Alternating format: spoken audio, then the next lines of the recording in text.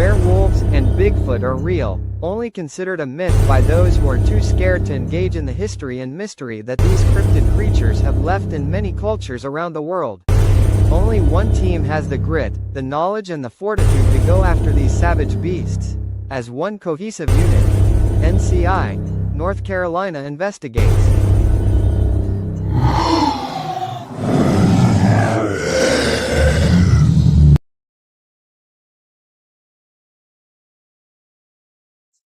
Welcome, ladies and gentlemen, once again to another episode of North Carolina Investigates. We have a awesome guest for you tonight from right here in not Western North Carolina, but right here in North Carolina. We have the North American Bigfoot and Paranormal Society. They're going to come talk to us this evening, tell us everything that they encountered, everything that they've discovered, and everything that they know. NCI is going to sit back.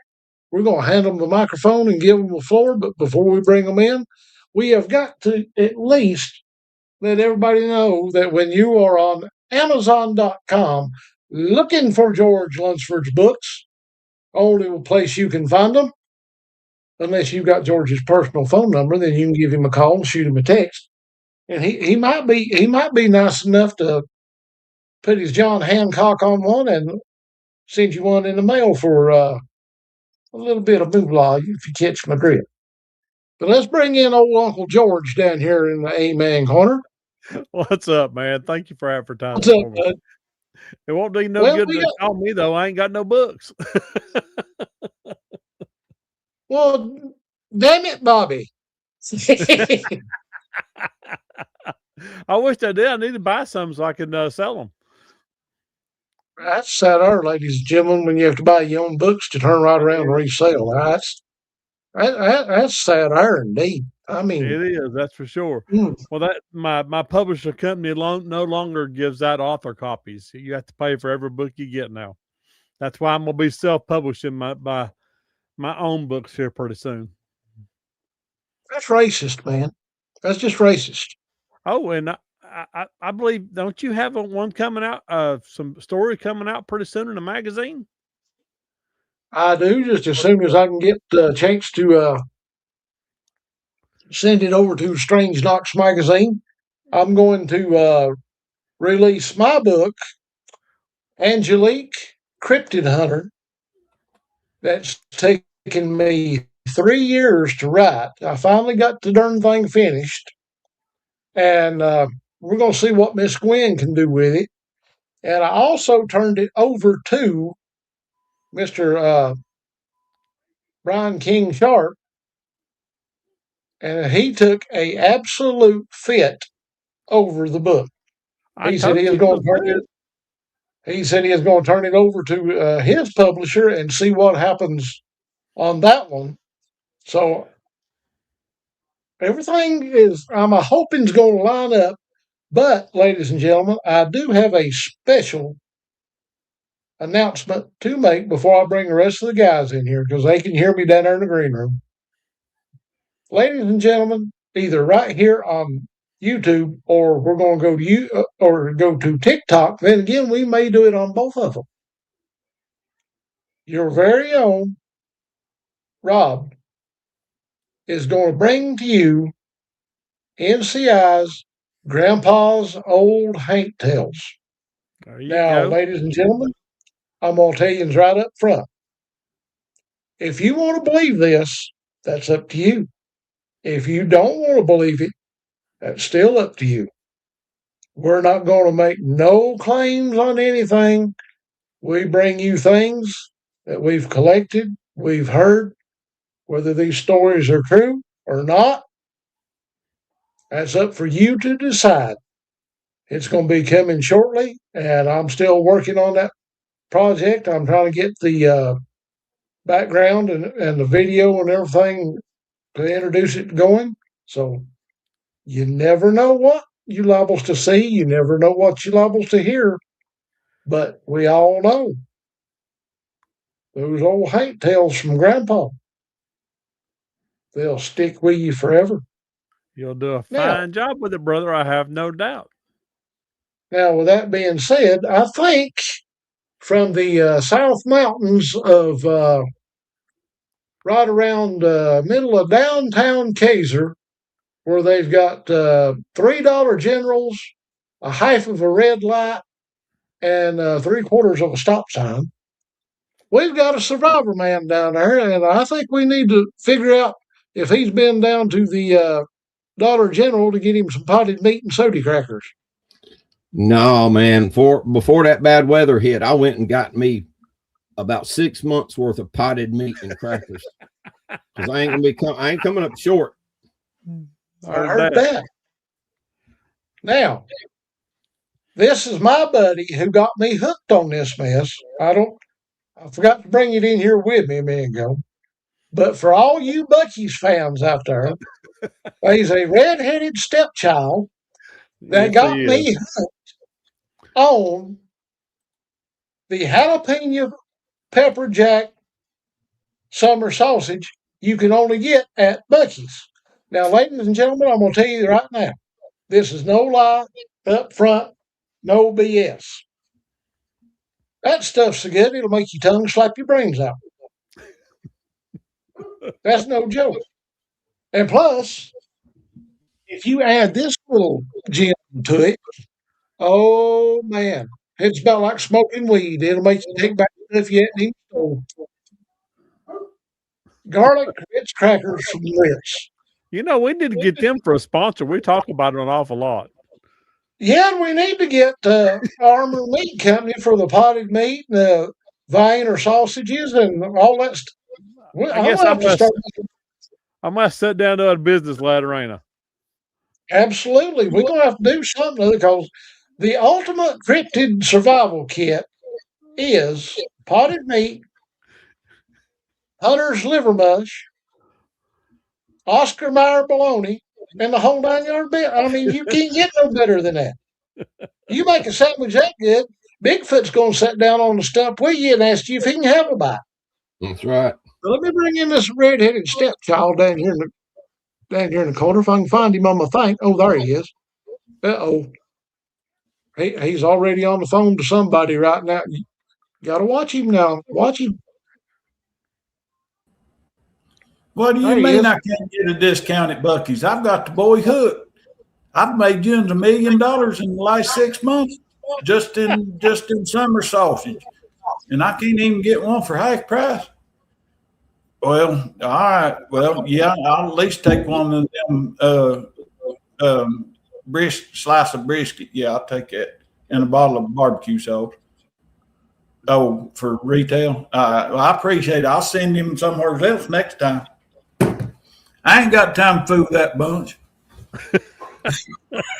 You mean to tell me they're going to be smirch everlasting one of us over jalapeno flavored summer sausage? You got a I reckon so. I couldn't even get a discount on it. I mean, that's 40 miles wrong. That's about as wrong as our resident Yankee from Sandusky, Michigan, who goes to Bojangles and orders coleslaw with his biscuit and gravy. Let's bring him in here and let him discuss that and clarify a few things. Hello. Hey, buddy, clarify. What happened? Well, I ain't got no coleslaw in with this biscuit and gravy, but hey, I just found out Michigan is going to get its first Bojangles, and I'm going right up there, and on purpose, I'm going to order coleslaw, and then I'm going to say to them, "What do you mean you don't have any coleslaw?"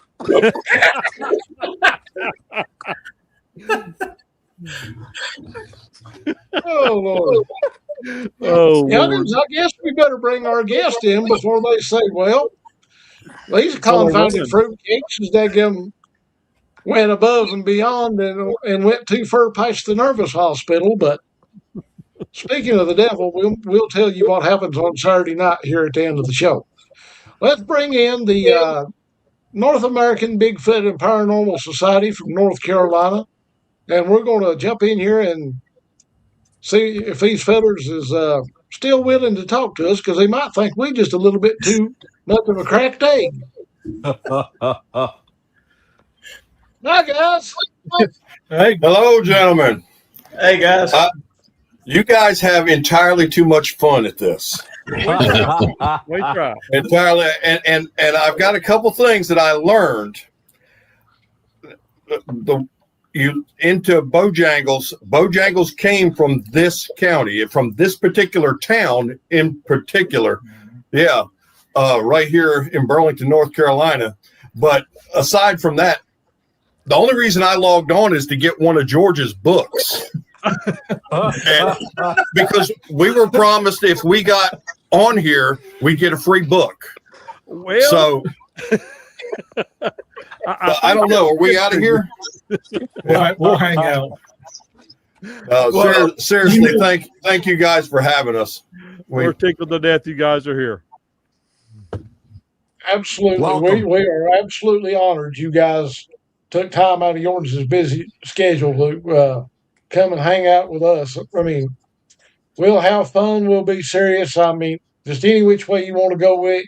You guys have got the floor. You tell us anything you want to discuss about. We'll sit here and, like my old math teacher used to say back in grade school, you come up with a subject, we'll sit here and we'll cuss and we'll discuss. Well, I guess you guys can ask us any questions, and we hope we won't bore you to death. But we figured you had to be good guys. You're friends of Harley's, so Well, don't hold that again. Hey, Martin. Yeah. But Now, you do know what Harley's nickname is, don't you? no, what's that? Blue Tick. Yep. Blue tick. I can see that. I can see that. Well, I got to give the boy a hard time. After all, he was with me when I seen my first one. Oh, really? Yep. Well, what do you guys want to know about us? Well, you just Anything start telling you us want about to. it and just go free. Just go talk about anything you want to talk about. You have the floor. Well, I mean, we as we touched on, we've known each other for quite a number of years, and from a different industry, and he was my cameraman for years, and we just got along, really good. And I said, when I closed up shop, I said, I'm not done. And he said, I'm not done either. So we decided we're going to go into what we like to do and enjoy ourselves. And that just happens to be paranormal and Bigfoot. Amen. So, There you go. with my background in promotion and everything, I knew enough about the Bigfoot industry, I'll call it, or the community, that I knew a lot of them don't get along well. And that's kind of, I dealt with that for 20 years in professional wrestling. A lot of them don't get along well, but you have to work together to make money. And so I like doing stuff that people say are not possible, or they'll say, why would you even do that?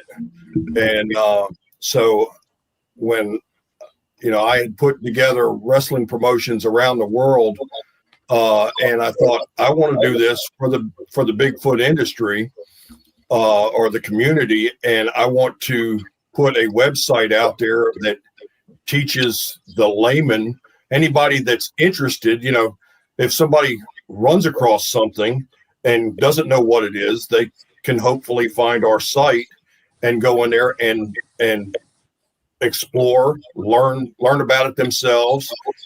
It ties in a lot of people like you guys, with podcasting and YouTube, shows, that we really drive a lot of people that way with the site.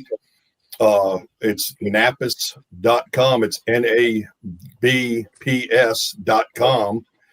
And if you go to that, you'll see anything as simple as layman's terms for the new enthusiast, to just a whole host of podcasts you can listen to and learn from, and it even has index of who's who and in the industry. and stuff like even by state, what groups. As a matter of fact, we have the Michigan group listed. I don't know if y'all know that, but you can go to that, go under your state, click on it. It goes right to you guys. Just like this podcast. If you go under our podcast page, it's right there. You click on it, go right to it.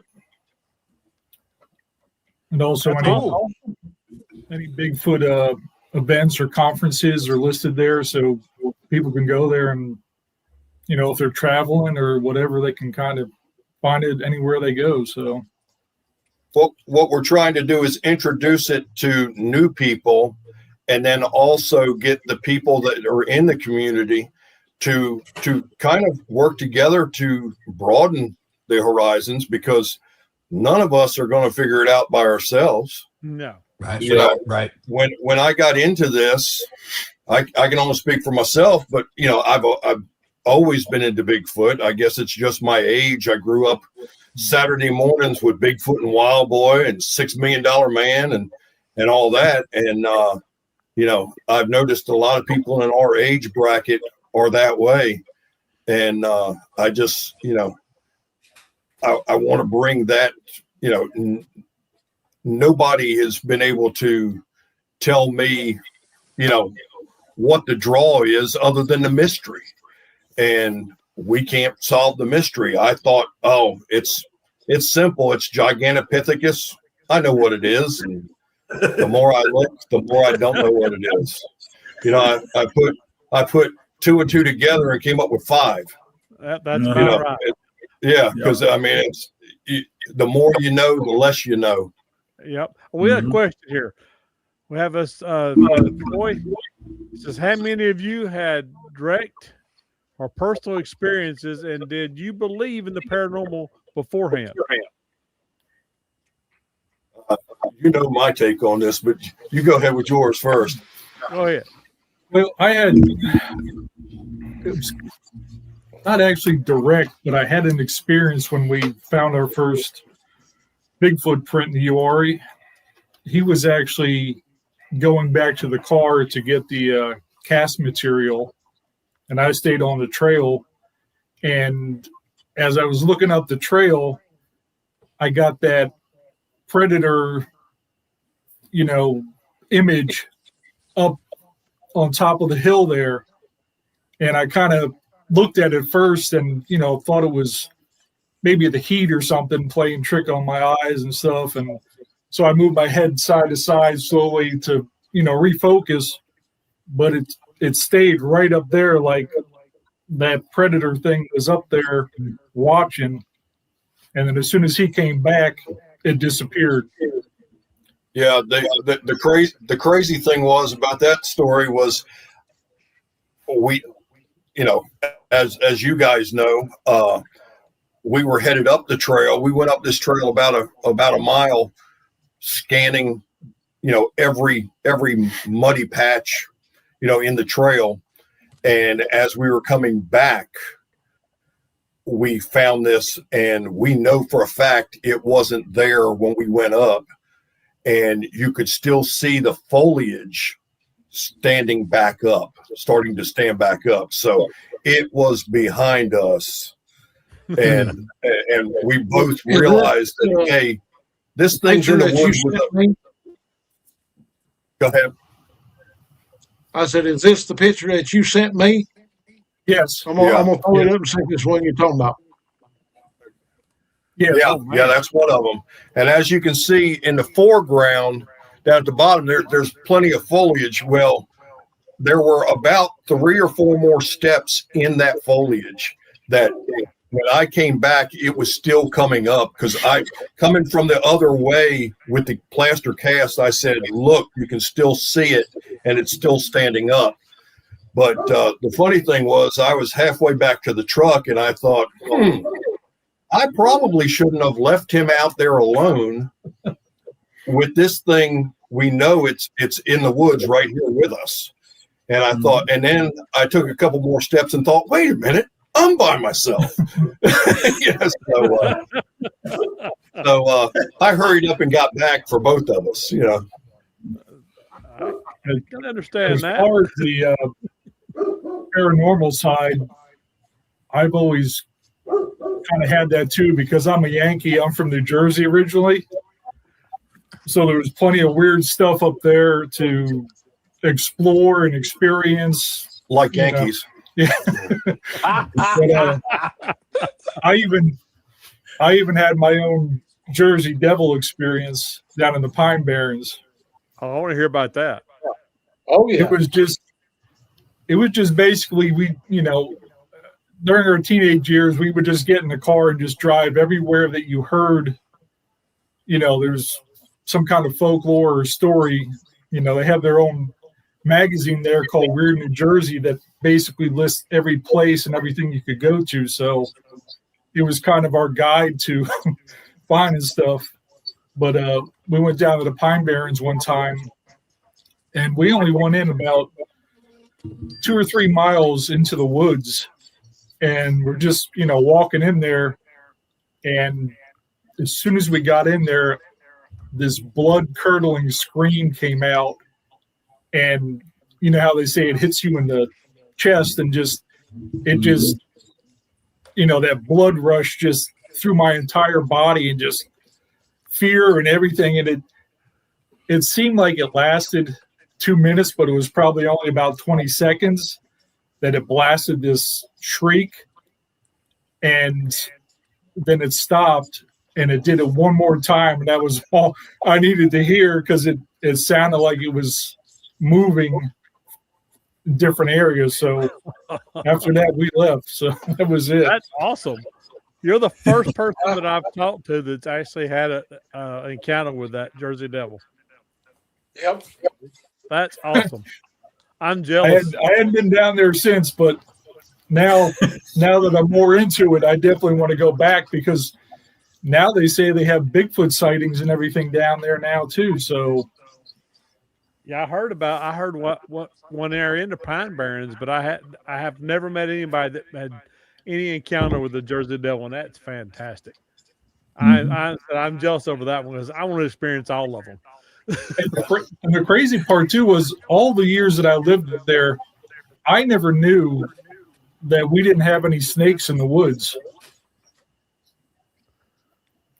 During the colonial times, they went through and killed whatever snakes were there and destroyed the population, and they never repopulated. So you have garter snakes, but there are no poisonous snakes that I know of there. I need to move there. I hate snakes. Oh yeah, Warrior is filled with rattlesnakes, but that was his introduction. Mm-hmm.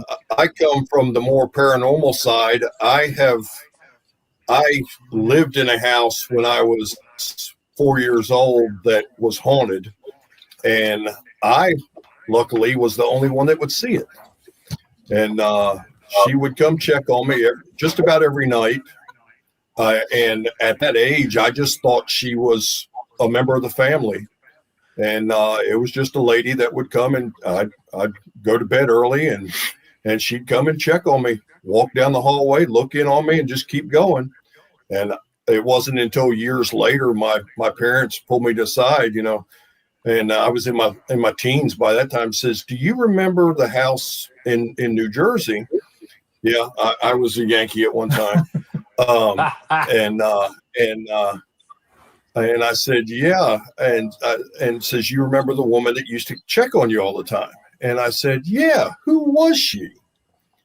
And says, well, she was the previous owner that died in the house. And yeah. And the crazy thing is, I have run into that kind of stuff all my life. I have talked with several paranormal investigators, and they either tell me I'm an empath or I'm a medium or some sort, because I get basically a tingle reaction and somehow can see these things, even though my wife has been with me on several occasions when she doesn't see anything, but I do. And I try and keep it. I've always tried to keep it low key, but my wife can't keep anything low key. So first thing she does is go to the people and tell them, hey, you got a problem. And so far, 100% of the time, I've been right. Well, you know, we have something in common, except they call me insane and large. So, you know. Oh, gracious. But yeah, so it's been interesting. All my life I've experienced stuff like that. We gotta ignore Harley over here. Oh, is Harley in there? Oh yeah. Oh, okay. He put on there, George wants to experience all of it so he can give it a big hug. That's right. Well, George, if you could have got a hold of Alfalfa that day, I'm pretty well sure you'd have gave him a great big old hug, or either he'd have hugged you back. There'd have been something going on, I guarantee it. He was a big one. So I took off after my first one. I was on this hill and he was on this hill. And when we got there, it looked like a shadow to me. I didn't see a Bigfoot, I seen a shadow. And old Harley goes, there he is. There he is. He's elbowing me. I'm like, Harley, that's a shadow, son. He said, no, there it is. I'm serious.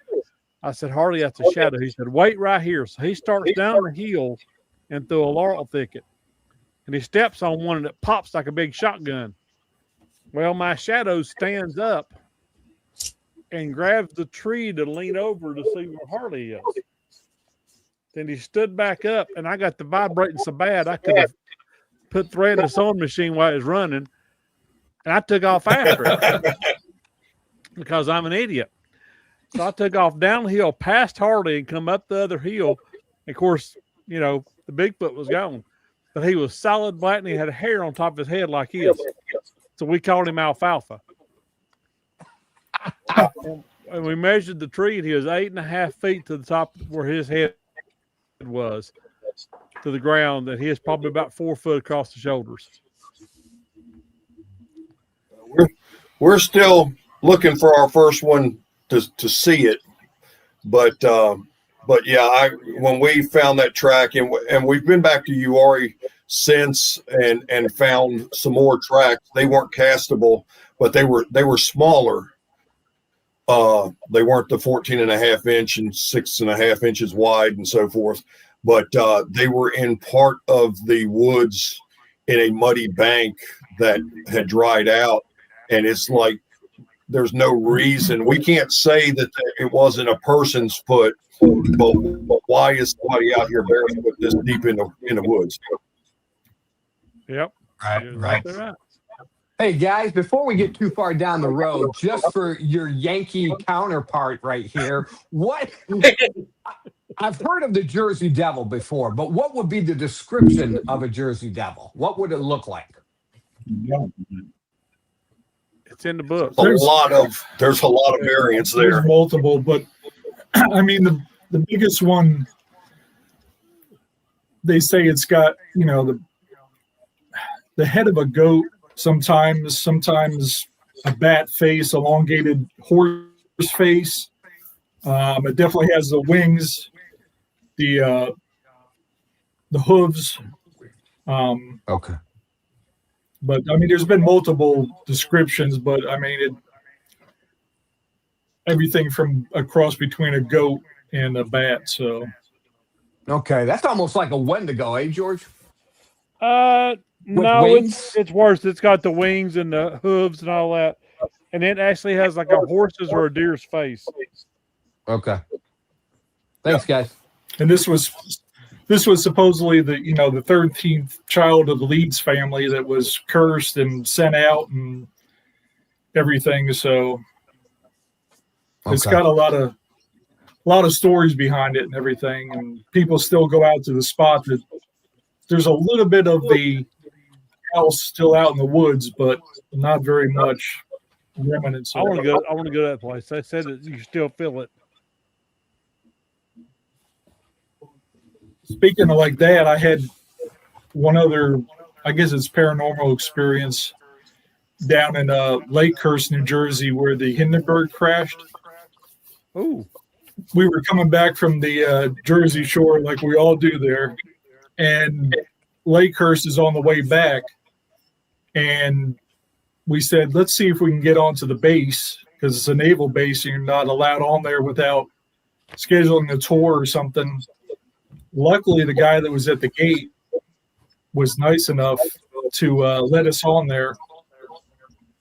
Yep, that's it. Thanks, George. I'll look it up. I got all your books. He let us on there and led us into the hangar where all the artifacts were. There was pieces of the Hindenburg and different display boards of the story and stuff like that. And we went outside to where they have the giant anchor chain outlined where the crash is. And you can still kind of see where the ground is still marked from the burn mark. But the biggest thing was, it was almost like, I would say like that day, you could feel the electricity in the air and the heaviness probably of the souls or the death that happened there. When you went to that area and stood in front of it, it just, your whole demeanor and everything dropped. You just felt like a heavy weight and I didn't realize until after we had left, it was like a couple days before the anniversary of when it had happened. So I don't know if it was ramping up again and getting close to that or whatever, but it was like as soon as we left the base, that heaviness and that sorrow went away. And it was just that area. So that was kind of a weird experience. Yeah. I have to say my favorite experience is going through Waverly Hills. I went to Waverly Hills and just happened to be going through there with just a small group of people. And the lady, I was walking right there with the guide basically, and we're talking through most of it. And she said, okay, we're on the third floor, says who wants to walk down the hallway by themselves. And I said, oh yeah, I'll do it. And because as soon as they opened up the door for us to go in, I saw something right away dart. And I said, oh yeah, I'll do it, knowing that I wanted to feel that experience. I wanted to walk that hallway by myself. And there was a guy from the Navy in his dress whites right there. And he said, well, I want to go. I said, well, you go first. And he walked down there and they had us, walk down there with our hands out and just slowly walk. And me and the guide are watching him. And as he goes down and he comes back, a dark shadow comes from the ceiling. And you cannot see. I mean, he's walking in this, it's dark, but he's in all white. And you cannot see from here up. He disappears. You can see his arms out here, but you cannot see him. This thing comes down from above and blocks him out. And she immediately says, stop. And you couldn't see him. I mean, you could not see through that shadow, but he walked right back. He walked right through it. Man. And of course, I'm tingling. I've been tingling since I got there. So I said, okay, I'm next. So I do the same thing.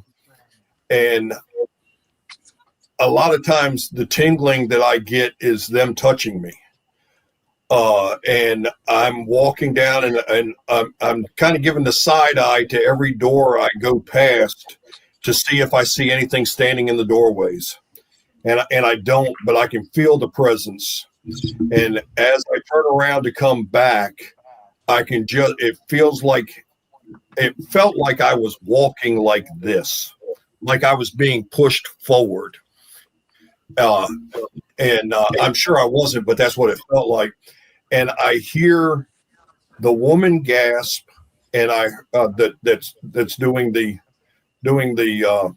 leading us through it, and the 4 or 5 other people start gasping, And she says, "Do you feel anything?" I said, "Yeah, I feel like I'm being pushed down this hallway." And she says, "I have been doing this for years. I have never seen so many shadows around one person."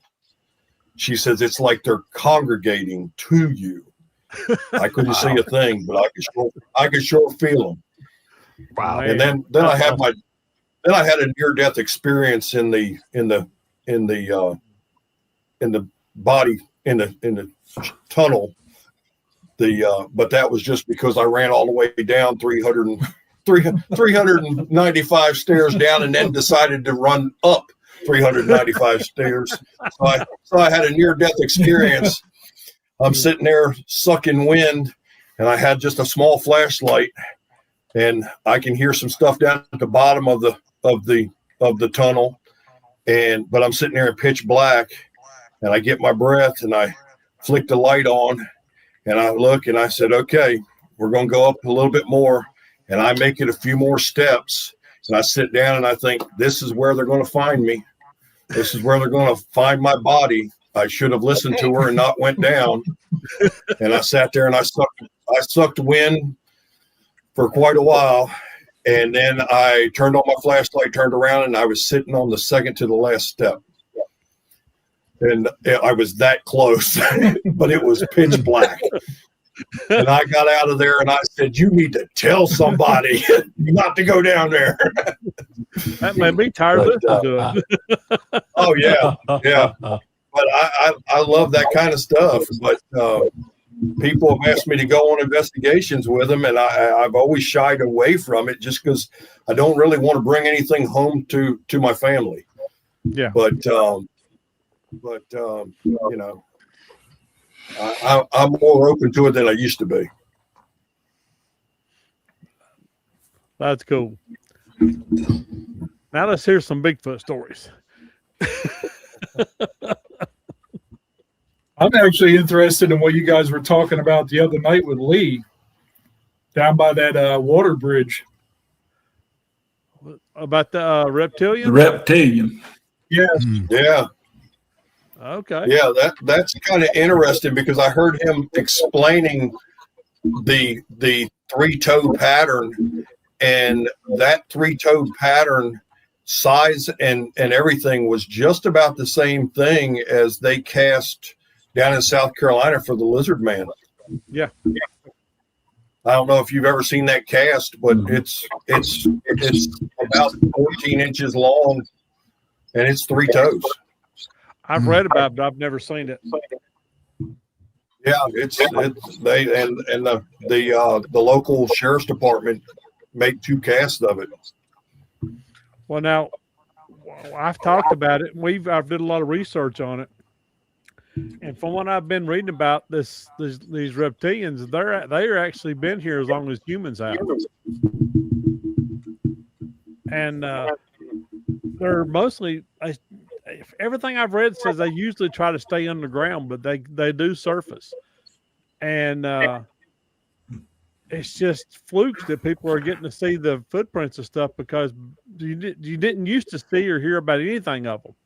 You know, after the settlers and stuff started coming into America, there was never any real sightings reported after that. Just sporadic here and there, 1 or 2.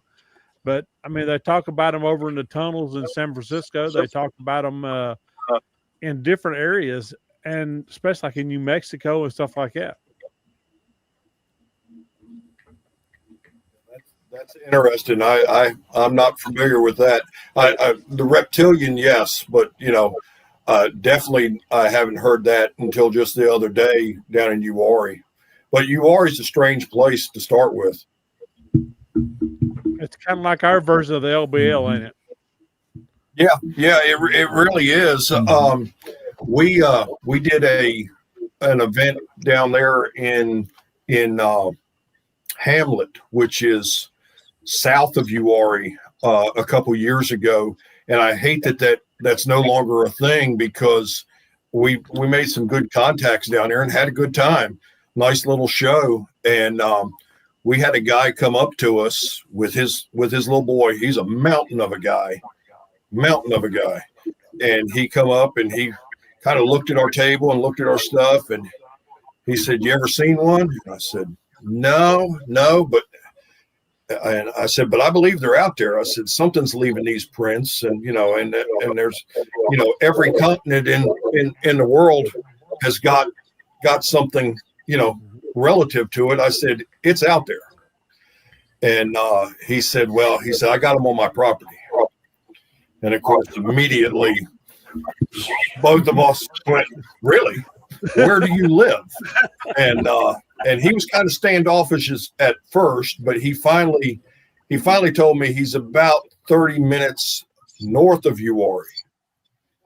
And I won't say the place, but needless to say, we have scanned all around it. It's private property. And I lost his contact information, and he never contacted us back. But he said between 3 families up there, they own all that property that encircle it.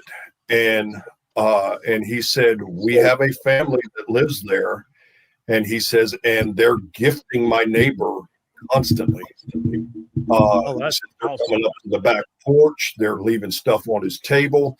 He says, they've left me marbles. And he says, I have turned around in the dark and been face to face with them. He says, they don't bother us. We don't bother them. We don't let anybody on the property.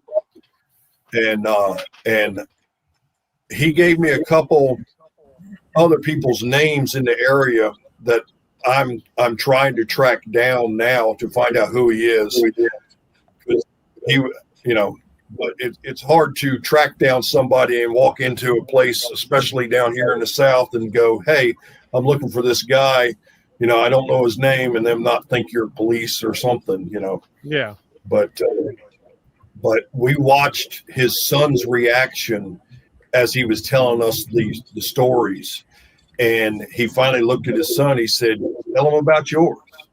And he didn't want to say a whole lot, but he said everything he's telling you is right.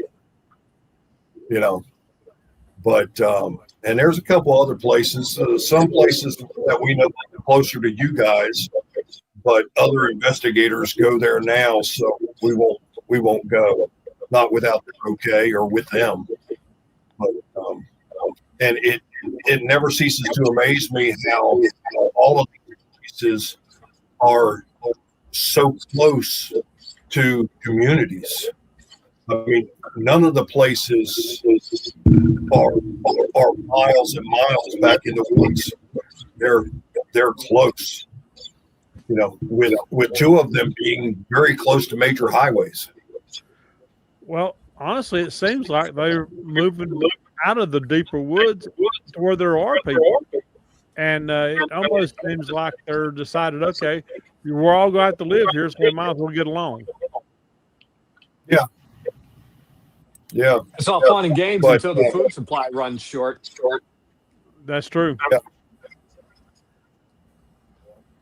But we've also made contact with a elderly couple that everybody approaches us meek and mild mannered, and then they said, hey, do you believe? I said, yeah, I believe. And they said, well, we've seen them, and they just happen to be close to one of the areas that we know of that, here's somebody else telling us the same area and they don't know each other. Oh yeah. So that's what I like about having guys like y'all on. You're telling us what's happening, and we're working together to get the knowledge. We all are. Well, that's exactly why I built the website.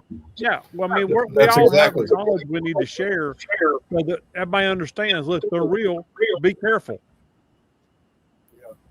That's one of the things that's really surprised us on the website is we get no traffic as far as anybody that wants to put down their sighting on paper. Nobody wants to put it.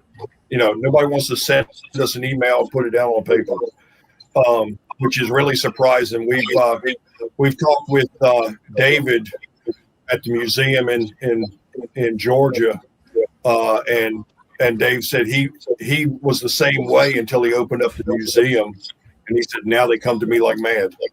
Yeah. That's Cool. cool. I'm very envious of you guys because I listen to y'all's show and y'all go, well, I got this report and I got this report. We don't get reports, Well, go ahead. Yeah, dealing with the ridicule is tough. I think a third of my eyewitnesses don't want their names known. I just released a dog man. This happened this year. So just about a month and a half ago, a dog man sighting in Muskegon County, Michigan. And even though I know this eyewitness well, they still don't want their name out there. They don't want to be ridiculed. They just don't want to go through the hassle of it. If you don't want to believe, then don't believe. But like George says, we need to get the knowledge out there so people are aware. When my two boys go out in the woods, I want them, kind of looking behind their back a little bit. Yeah. Yeah. I mean, that's why, I tell people at the conventions, I said, listen, just go on the site, you'll see something on there that will pertain to you if you're a novice or if you've been doing this for years. I said, but this basically, I said, if RPG loved this one, I said, if Bigfoot is a drug and we're all addicted to it, our website was built to be the gateway drug to that addiction. That's pretty good. That's good. I like that.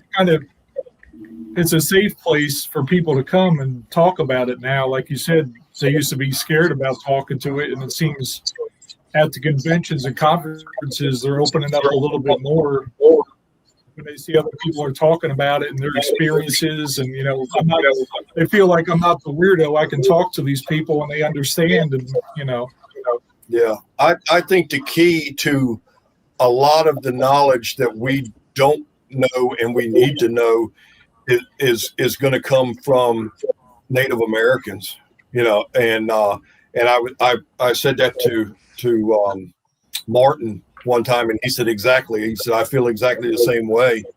That they know a lot more than they're willing to tell us. Of course they do. Of course they do. Yeah, they've had to deal with them a lot longer. Oh yeah.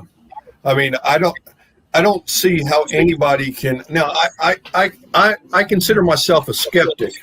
But I'm a skeptic that knows. I believe that they're out there. I've not seen one, but I believe they're out there. But I'm a skeptic from the point of not everything is a Bigfoot. Not everything's a dog man. There are misrepresentations. But even if you throw out half of them or 3/4 of them, that's still a lot left. Yep. There's something out there, and the history behind this phenomenon, there's got to be something out there. And what's leaving these prints? Yeah, that's the biggest part I like too. Yeah, I'm a big history buff. Oh, me too. Reading, the accounts, especially all the way back to the Bible with the Nephilim, Genesis 6 and everything, and the accounts of explorers, Davy Crockett and Daniel Boone, and even Teddy Roosevelt. All of them have stories. That's true, and it's just amazing, and all the different cultures. I mean, just about every culture has a name for it, which you can find on the website.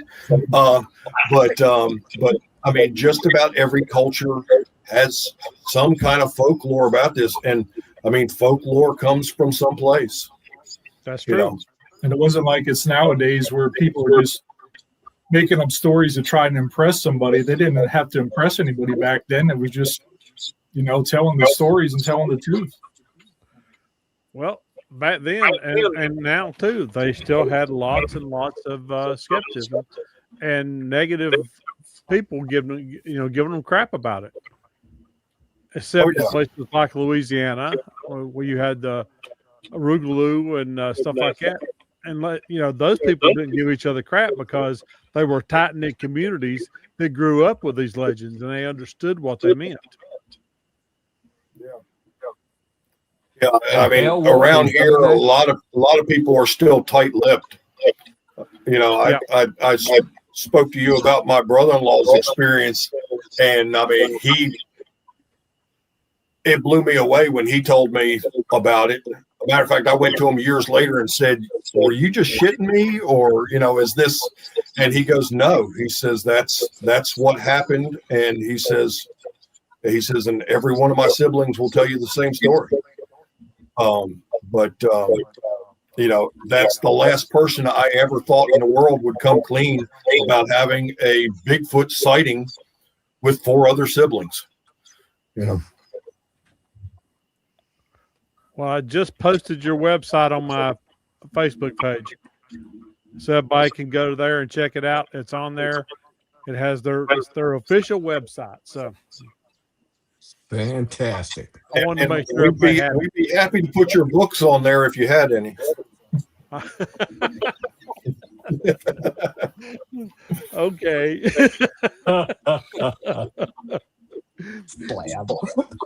When I go back to work, I'll order some and let you know. How's that sound? Okay.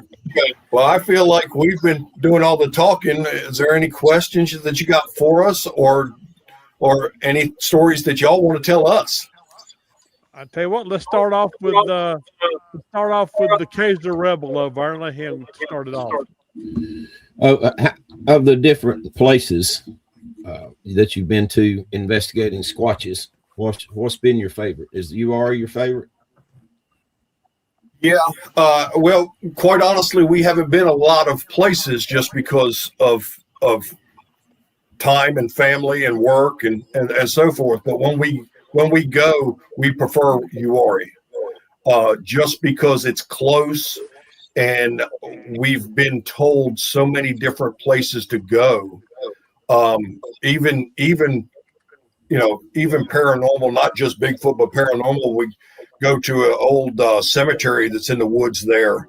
Oddly enough, we walk just outside of the graveyard, the graveyard there, and there's apples all in the trees. So people are going there to do that too. But we went up to a grave site that we walked around all of it with the EMF, and the wind gets up this one time, and it's just blowing like mad at this one storm, this one grave marker. And I walk up to it with the EMF, and it's a Civil War soldier, and the EMF just keeps spiking, and the wind's blowing and everything. And I would walk away from it, come back, and it would spike. I'd go to the other tombstones, nothing. Walked around that whole thing, would come back, and we'd get the same spikes again, and then the wind stopped. And nothing. There was nothing after that. We had a similar experience at LBL with a Civil War veteran's grave, and Rob physically got sick, and he got some activity on his on the, what was it called, Rob? That device you was using that day? SLS. SLS had a similar thing happen with, and it was just that one Civil War veteran's grave where the activity was happening. Yep. Wow. Yeah, I thought it was pretty interesting that it was just the one tombstone that we were having that. And like I said earlier, I've experienced a lot of things, different places and in weird places that I've been walking through a antique shop, and little girl come up to me and passed right through me, and watched her turn and go up the stairs. And that's one that my wife was with me, and of course she goes screaming to the owner, "You've got a problem." and she looks right at my wife and says, "Which one did you see?" And she said, "What?" And she looks back at me. I'm coming down the stairs. I said, it was a little girl. She says, okay. She says, yeah, there's a little boy too. Yeah, that's funny. And she goes on to tell me the whole story, of the place. And sadly enough, I made it a point to go back there this year, and the house has been torn down.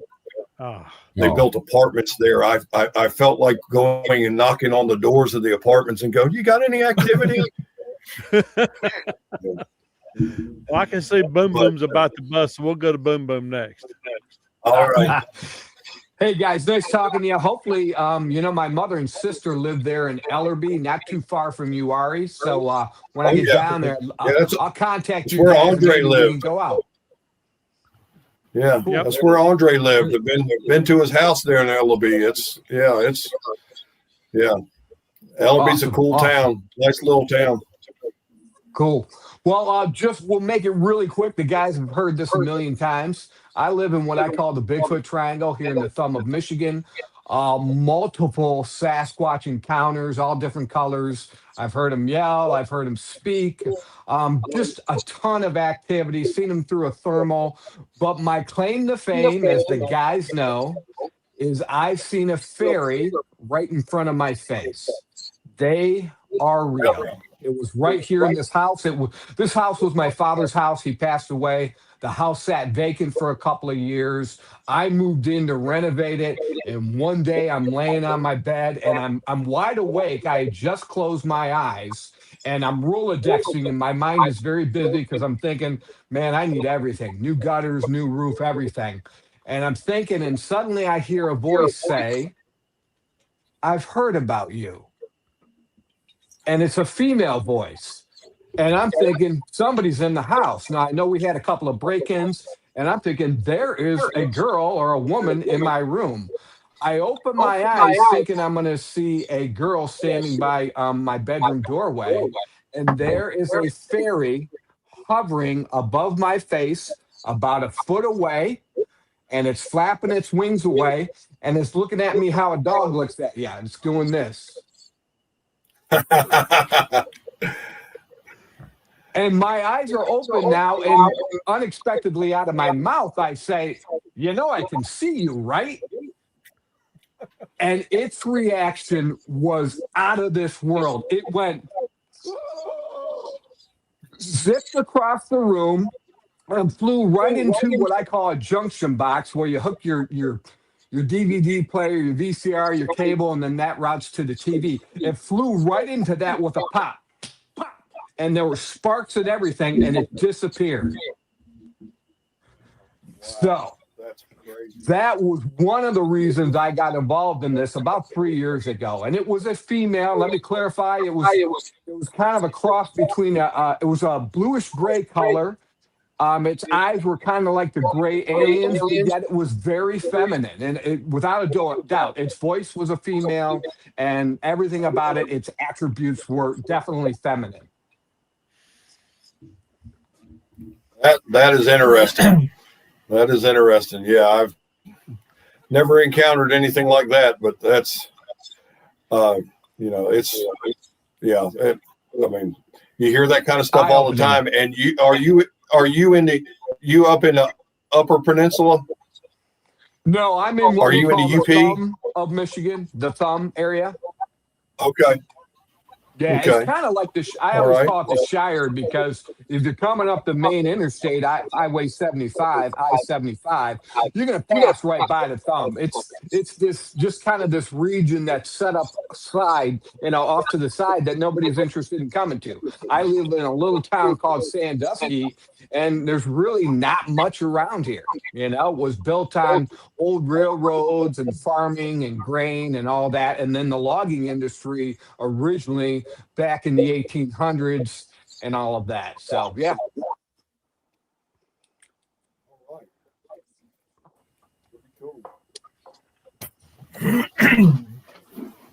Anybody else got any questions for me? Oh, we're gonna release the big Tim. I say me because Silent Bob over here. Yeah. All right, Timbo. I was just going to ask. My computer keeps freezing up, so you might hear it and you might not. But I was going to ask, what is your most memorable encounter you've had? Probably going to be the Jersey Yeah, Devil. probably the Jersey Devil. The encounter I had that stuck with me as far as having more questions about it and actually drawn back to this house, is the only thing I've encountered that was ever, it had bad intentions. I actually, just because I love construction and old houses, there was an open house in the old section of town here, and I dropped my family off, my mom and dad and my wife and son, and they went on in the house. It was an open house. I had to go down the block and park and then walk up to the house. And as soon as I went across the threshold of the house, two hands touched me right here and were pushing me backwards, pushing me back, like, don't come in this house. And I knew what it was right away.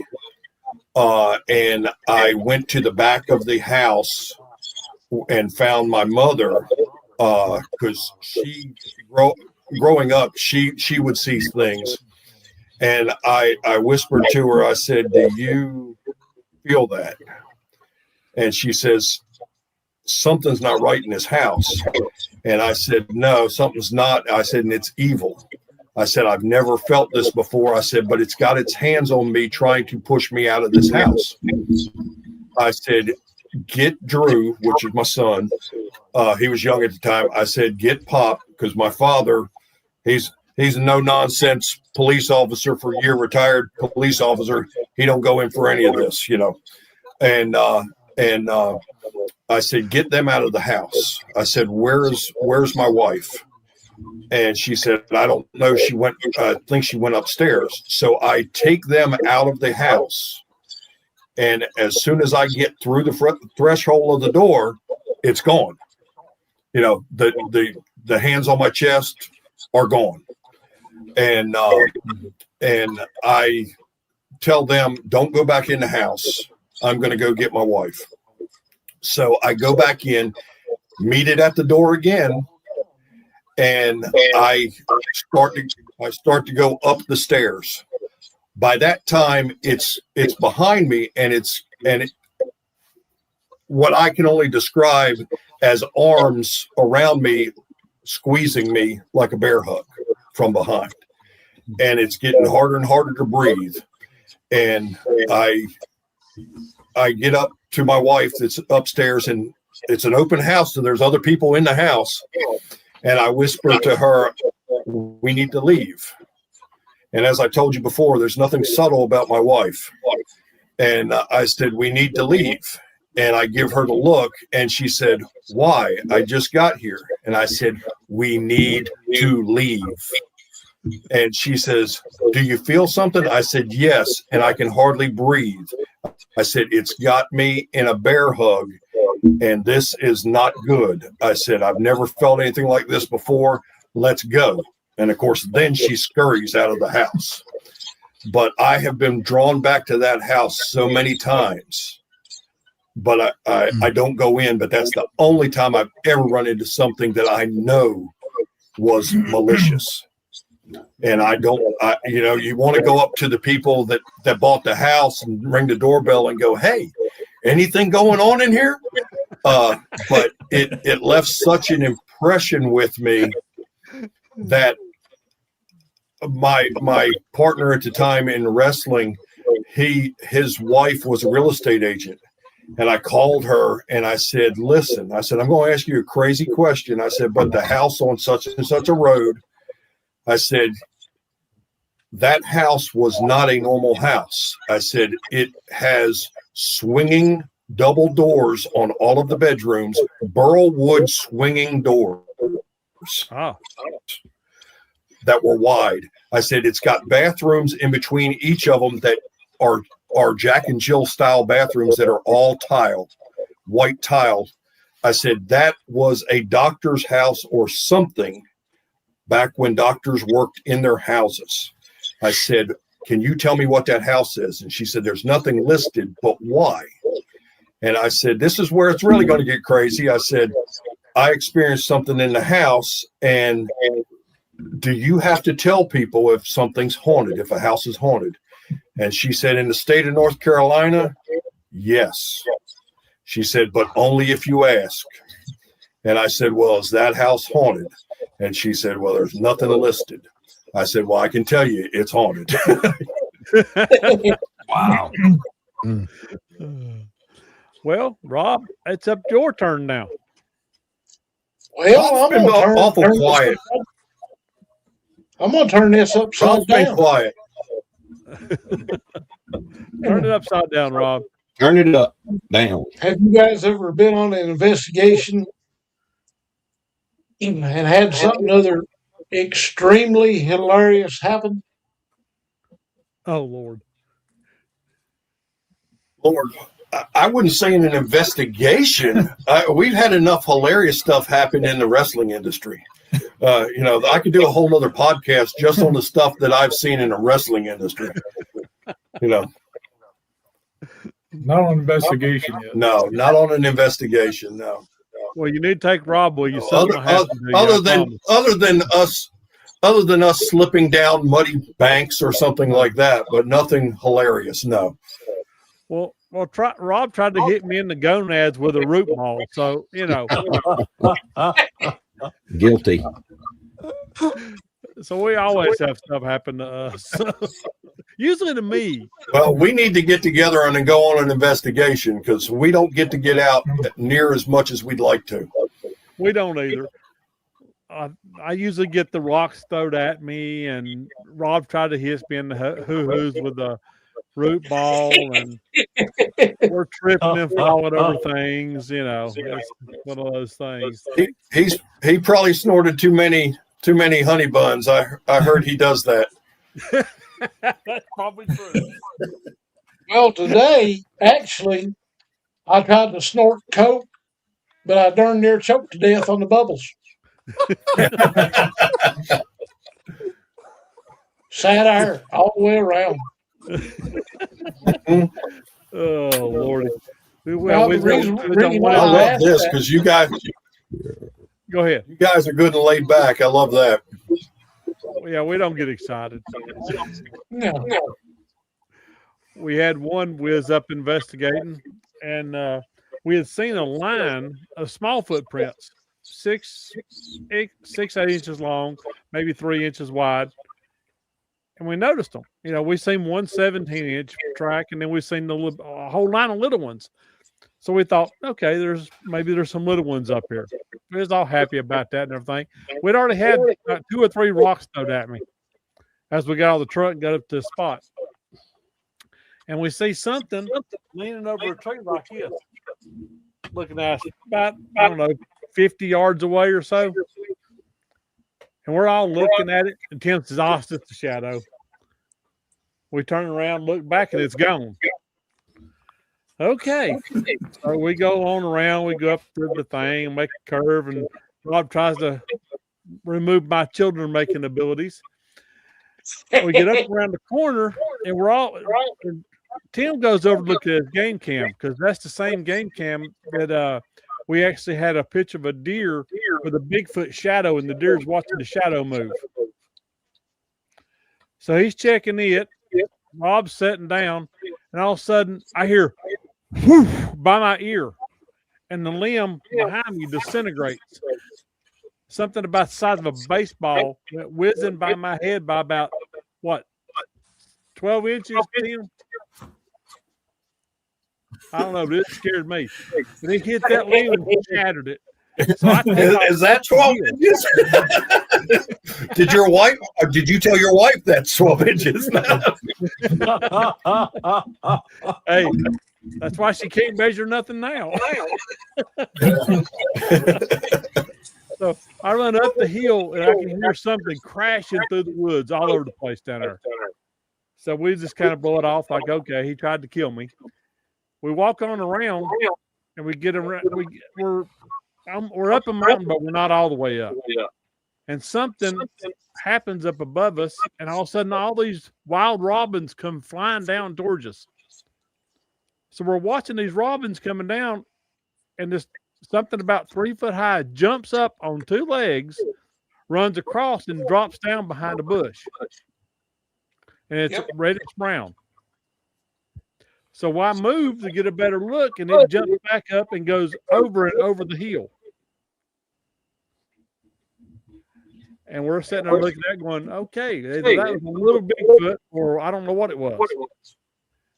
And then we started sliding down the hill. So, it's just one of those things.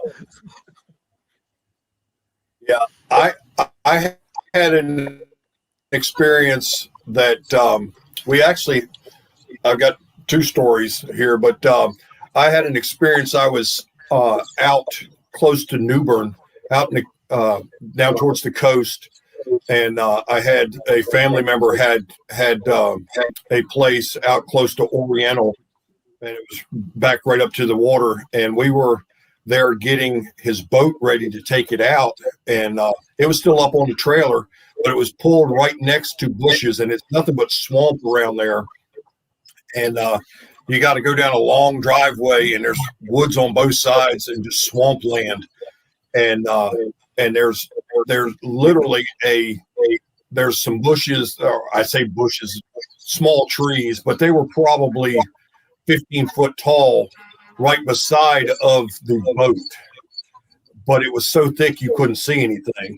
And we're standing in the boat trying to get it cranked, or trying to get the battery hooked up so we can take it out. And the battery was dead. And there's 3 of us in the boat, and we had been there for probably 5 minutes. And then all of a sudden, that tree beside of us just explodes, and it shakes like mad. Just all of a sudden, all 3 of us jumped, and it shakes that tree like I've never seen a tree shake before. And then you hear something hit the water, and then you hear, and it's something big, and then you hear it walking through the water. It was definitely on 2 legs, and it's wading through this water, and it's going quick. Oh, and I never saw it. Don't know what it was. And the guy looks at me, he goes, "Got to be a deer." And the other guy looks at me, both of his eyes are real big, and he goes, "That wasn't no deer." He said, "There's no way." And I'm thinking, a deer don't grab a tree and shake it. No. So right. I feel, this is just speculation, but I think the thing was right there on the bank. We had just come back in, got in that boat, and we're there, and it finally just got pissed because we weren't leaving, shook the tree and jumped down in that water. But still to this day, I don't know what it was, but I know what I think it was. Sounds like it was trying to get you guys to go. Yeah. Intimidation. But one of the other things that about Uwari is, I think he told you about the experience where he saw like the predator or, like vapors in the trail when I had left him to go get the plaster. And oddly enough, a friend of ours here in town that we exhibit some of his T-shirts and everything at the shows. He does some really nice graphics, and we do say he sells kind of oddity stuff.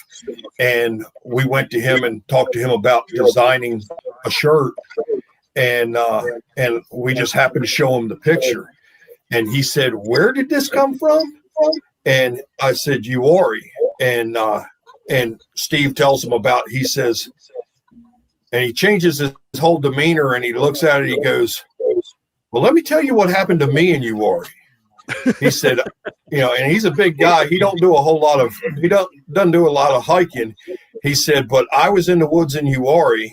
He says, and a tree started moving. He said, it wasn't a big tree. He said, more like a bush. He says, but it was moving back and forth. He says, and I could hear breathing. And he says, and it sounded like somebody had asthma. He says, and I walked towards the bush and it was still just a moving. He says, and I could hear it.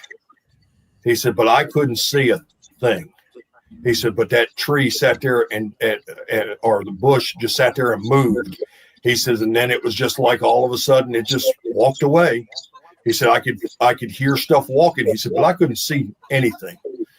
That's the same thing he ran into. And here's, here we go to him, talk to him about graphics. And he goes, hey, and describes the same thing he runs into. That's awesome. I love hearing stuff like that. Yeah. Yeah. It's always great when something that you've seen or something you've experienced is corroborated by somebody somewhere else who has no idea what you've seen. And I love that stuff. This makes everything, it gives proof to everything that we're trying to tell people. Yeah. I love it. Love it.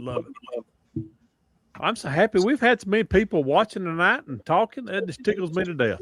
I love it. Oh, yeah. We've got a pretty good crowd tonight. I'm tickled to death. You guys got any more questions for these guys? Anybody watching got questions? Any of you guys on the panel got any questions? One of the listeners earlier asked the question and said, "How often do Bigfoot attacks happen?" Maybe you guys could answer that from the standpoint of the Uwharrie area. I haven't heard any attacks in Uwharrie at all. Well, I haven't. Well, that one, it wasn't an attack, but I heard a podcast just this past week. A hunter who he's from South Carolina, and he comes up. A friend of his has hunting property outside of the Uwharrie, and he's had a couple of experiences, multiple.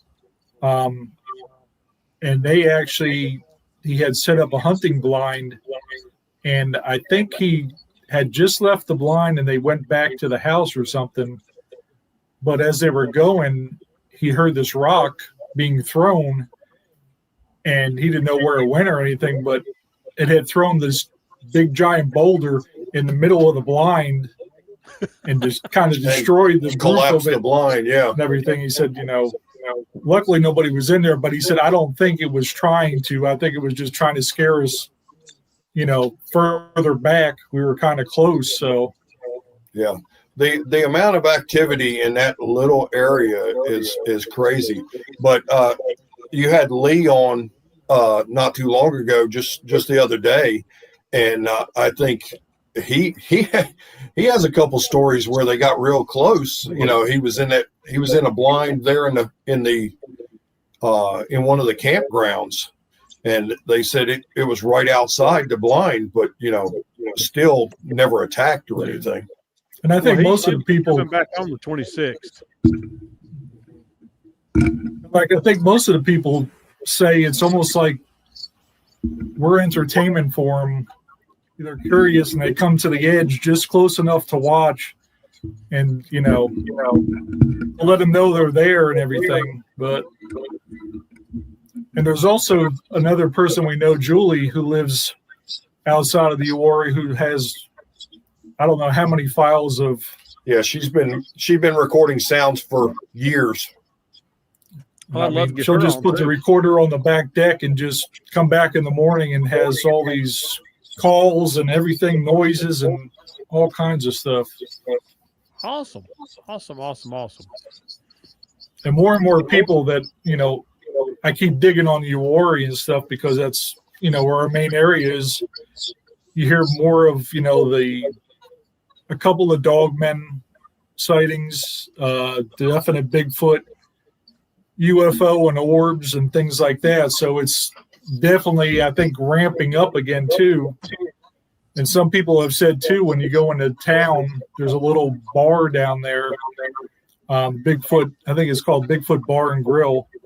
And if you ask around, the people will open up a little and tell some stories, and they'll say, get some stories. They'll say, well, no, it hasn't been as active as it has been, but there's activity going on. Did you guys by chance? Down there? You guys are taking a recorder down and record some of them. Yeah. Oh yeah, definitely. She actually sent us a lot of her audio. We have audio files from her, but she was nice enough to share those with us. But yeah, she doesn't live there all the time, but she's told us come down, spend the evening. Oh, that's awesome. So that's awesome. We definitely want to do that. Yeah, see, I'm jealous. I don't live around here. Oh well, we're jealous because I want to get up into your neck of the woods, especially up into the we'll take it out. Especially up into the Not-to-Hell-Ya and stuff like that, because I've heard so many reports out of the Not-to-Hell-Ya. I got a report year before last at the Murphy High School. One come walking across the field by the football stadium and stopped and was looking over the fence at the football field. 7.5 foot high, probably about 3.5 foot across the shoulders. Stood there and watched the field, and then turned around and just walked off.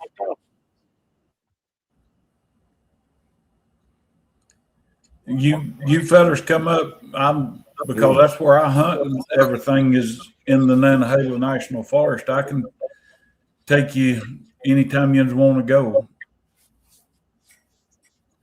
Yeah, and I'm in I'm good friends with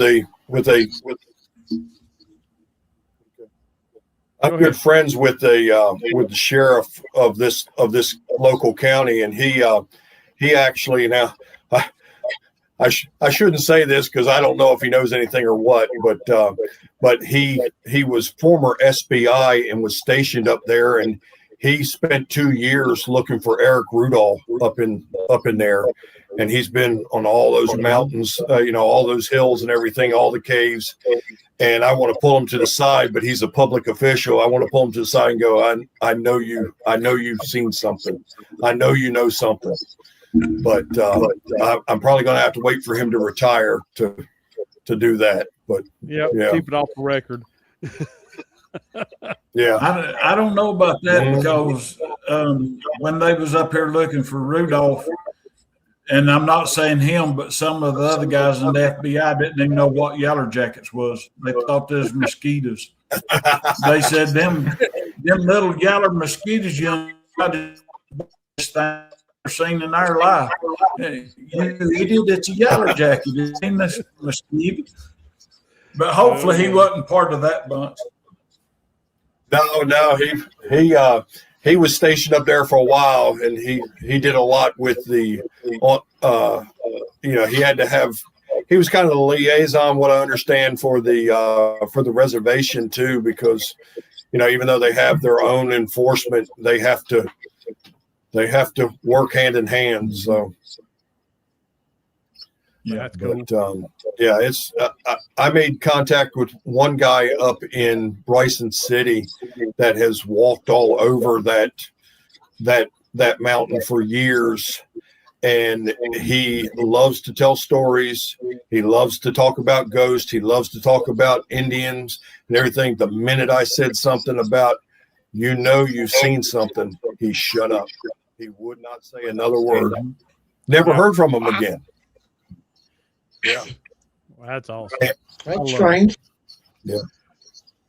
Yeah, and I really think he's very steeped in the tradition of the Cherokee, and I think the problem there was that they're not supposed to talk to us about it.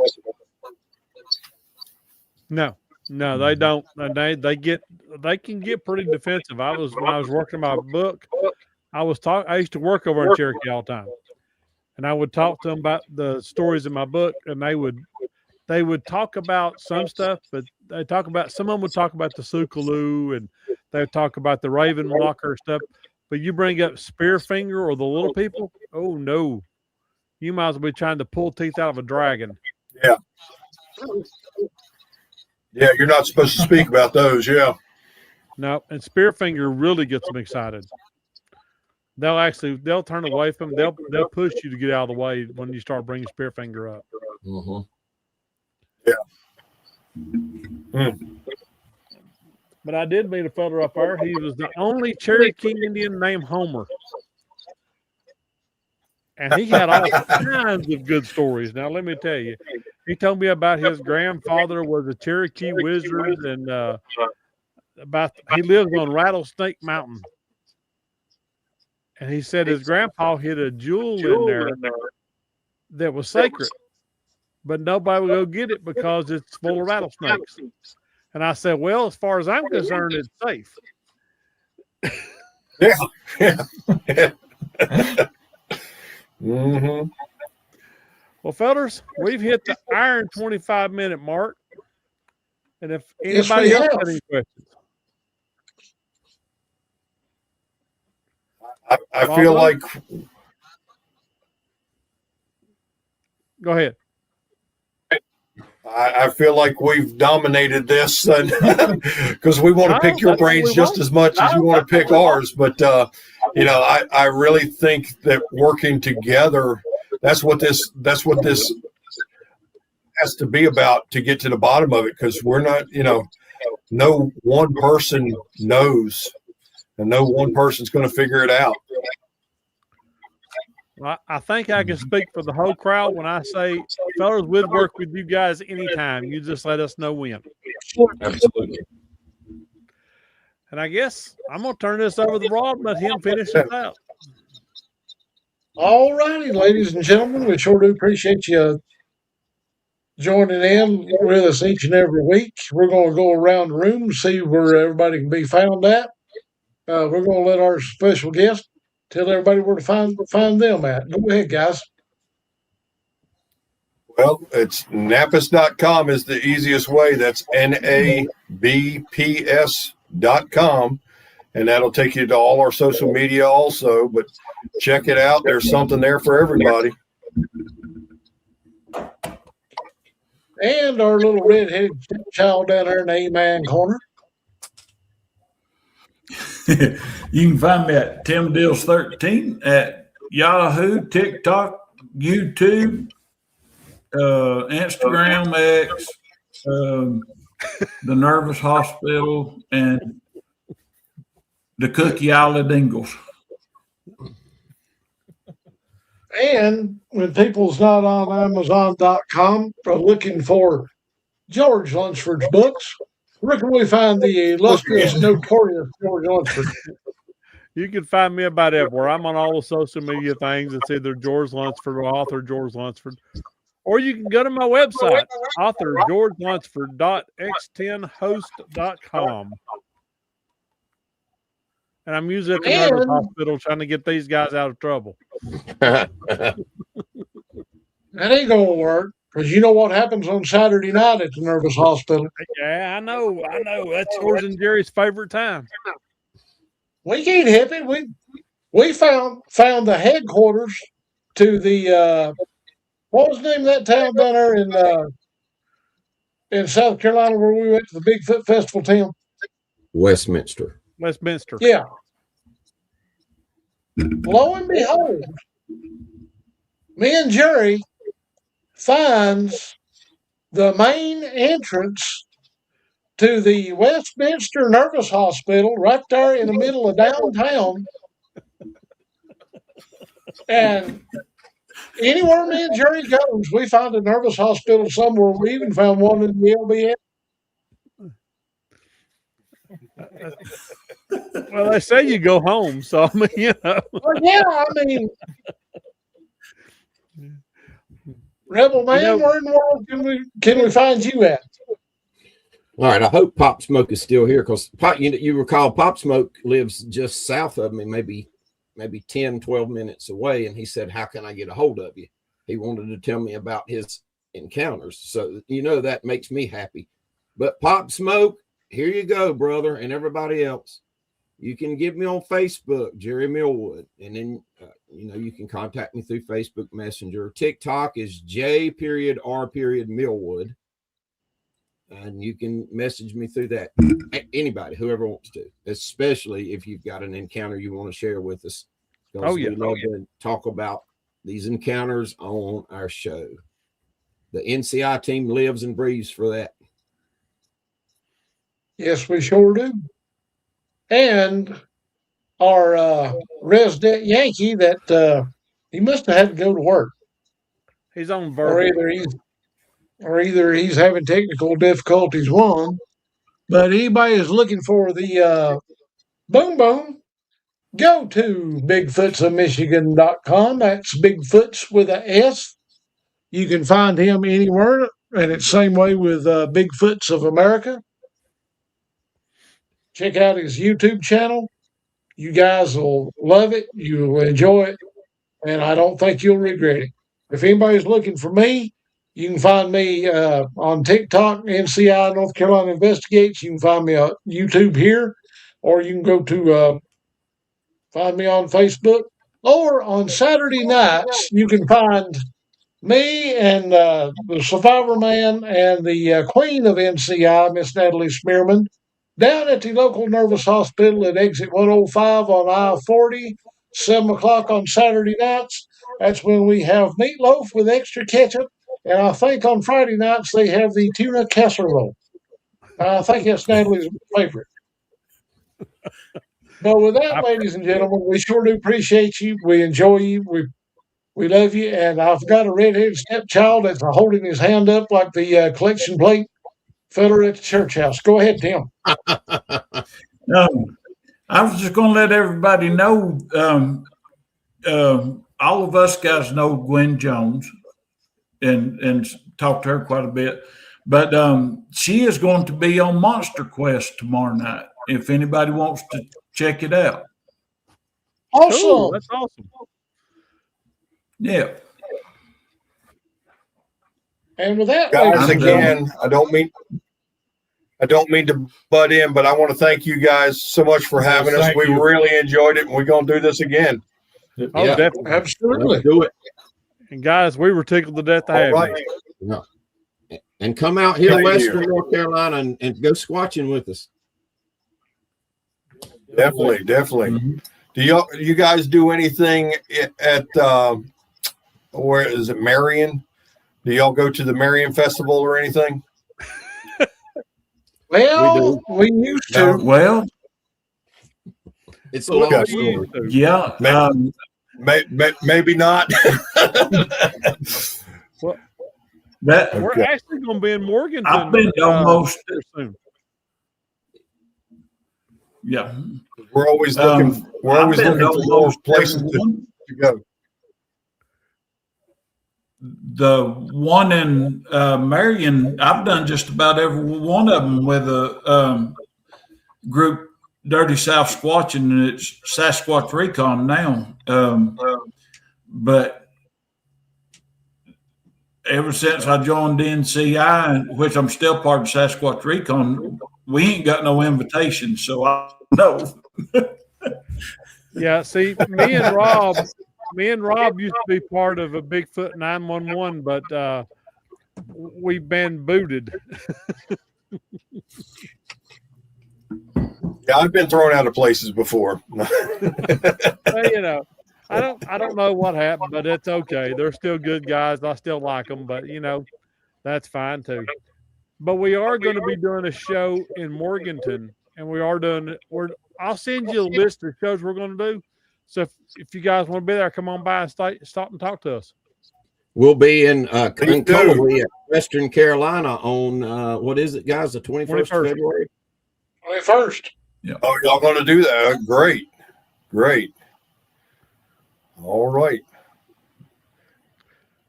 Well, thank y'all again. Thank you. You guys came, man. Made us feel good. We like having y'all here. Yes. North American Bigfoot Paranormal Society, you are more than welcome any given time you want to come back on here. And anytime you want us to hit the woods, just give us a holler. We'll do that. Thank you. You bring the honey buns, okay? I'll bring the honey buns, the potted meat, the garlic Ritz crackers, but I am not sharing my jalapeno flavored summer sausage.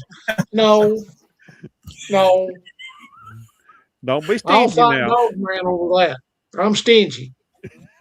But I will share my vein of sausage. With that, ladies and gentlemen, we bid you all a good night, a farewell. We'll catch you on the next go around. And as always, be good, behave, and be purty. Bye, Sickle. Sickle.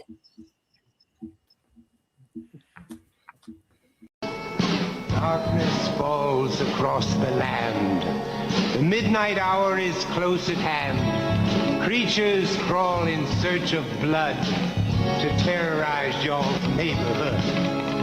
And whosoever shall be found without the soul for getting down must stand and face the hounds of hell and rot inside a corpse's shell.